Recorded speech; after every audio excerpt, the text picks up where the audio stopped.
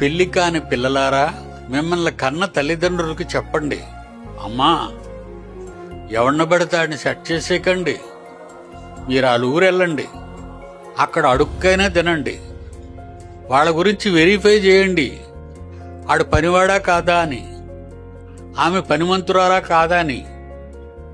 అలాగని మీకేదో తలకాయ ఉన్నదని లవ్లు చేసేయడాలు, love west first sight, second sight, third sight, 10th sight వరకు ఉంది ఇప్పుడు ప్రపంచవ్యాప్తంగా.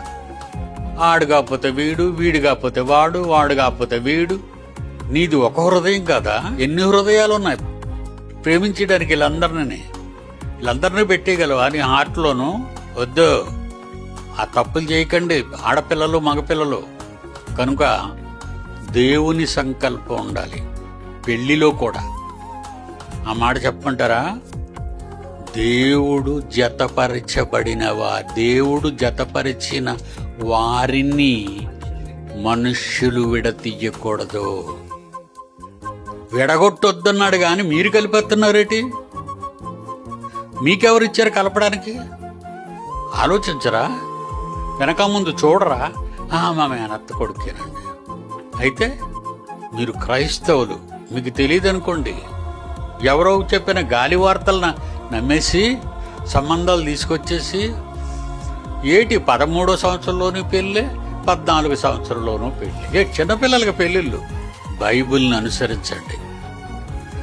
మీకు చెప్తున్న ఈ బైబిళ్ళు ఏటండి మాకు పెళ్లి గొడవలే చెప్తున్నారు అనుకుంటున్నారేమో.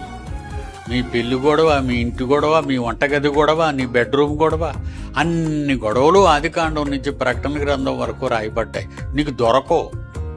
దొరికితే బాగును, నువ్వు బాగుపడదు. కనుక దేవుని సంకల్పం కూడా ఉండాలి మీ పెళ్లిలో.